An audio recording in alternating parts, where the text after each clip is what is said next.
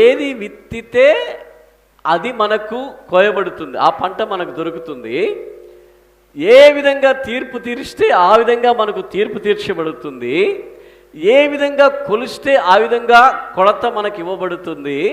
హల్లెలూయా. నేను 2 కొరింథీ 9:6 ఒకసారి మీరు చదివితే ముందుకు వెళ్దాం.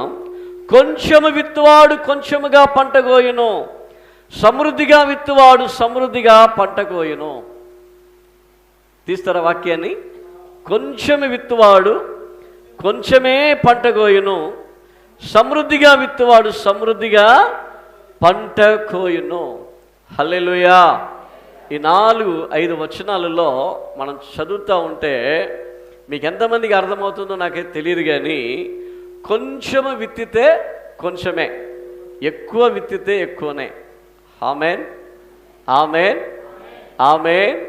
ప్రతిరోజు మన సమయాన్ని దేవునికి ఇవ్వాలి. మొట్టమొదట ప్రతిరోజు దేవునికి మన సమయం ఇవ్వాలి. ఎప్పుడు ఇవ్వాలి? ఉదయకాలమున నన్ను వెతికేవారు నన్ను చూస్తారు. ఉదయకాలమున నన్ను వెతికేవారు ఏం చేస్తారు?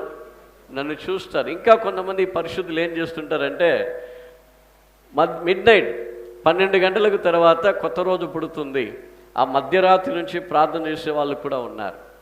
నేను మీకు చెప్పేది ఏంటంటే, అందుకని 1-2 గంటలో ప్రార్థన చేయమని కాదు నేను చెప్పేది.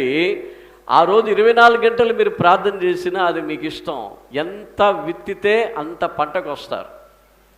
గంట విత్తితే ఏంటిది? మీ ఆయుష్ దినములో పెరుగుతుంటాయి. హల్లెలూయా, ఆమేన్. వేరే చోట ఒక దినము గడుపుట కంటే నీ సన్నిధిలో ఒక్క దినము గడిపితే 1000 దినాలకు సమానం అంటున్నాడు. హల్లెలూయా చెప్పండి. ప్రియా దేవుని బిడ్డ, దేవుని యొక్క మందిరానికి నువ్వు వచ్చినా లేకపోతే నీవు నీ ఇంటిలో కానీ దేవునితో కూడా నువ్వు గడిపినా అని చెప్పిన మాట ఏంటంటే, నీ సన్నిధిలో ఒక్క దినము గడుపుట 1000 దినాలకు సమానం.